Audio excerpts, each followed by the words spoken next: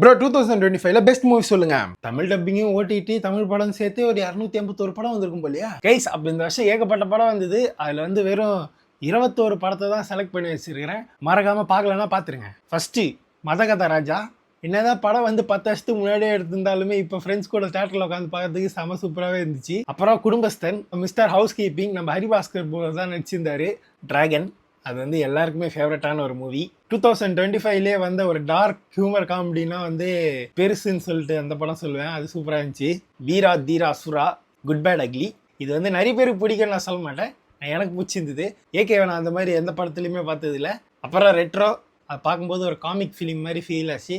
எனக்கு ரொம்பவே பிடிச்சிருந்தது. டூரிஸ்ட் ஃபேமிலி, அருமையான படம். அப்புறம் வந்து கலியுகம். தமிழ் சினிமாவில் அரைச்சமாகவே அரைச்சிட்டு இருக்காங்க, புதுசாக எதுவும் ட்ரை பண்ண மாட்டாங்க அப்படின்னு சொல்லி சுற்றி இருக்கிற ஆளுங்களாம் இதை பாருங்க. அப்புறம் லெவல் அப்படின்னு சொல்லிட்டு ஒரு படம் வந்தது.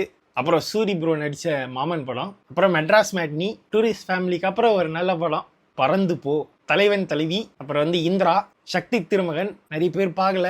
அப்புறம் கவின் நடிப்பில் வந்த கிஸ் படம். எனக்கு வந்து மாஸ்க்கை விட கிஸ் தான் பிடிச்சிருந்தது. ஆரோமிலே படம் முதல் நீ முடிவும் நீ பார்க்குற மாதிரி தான் இருந்துச்சு. ஆனால் ஓகே. ஃபைனலாக 2 படம்.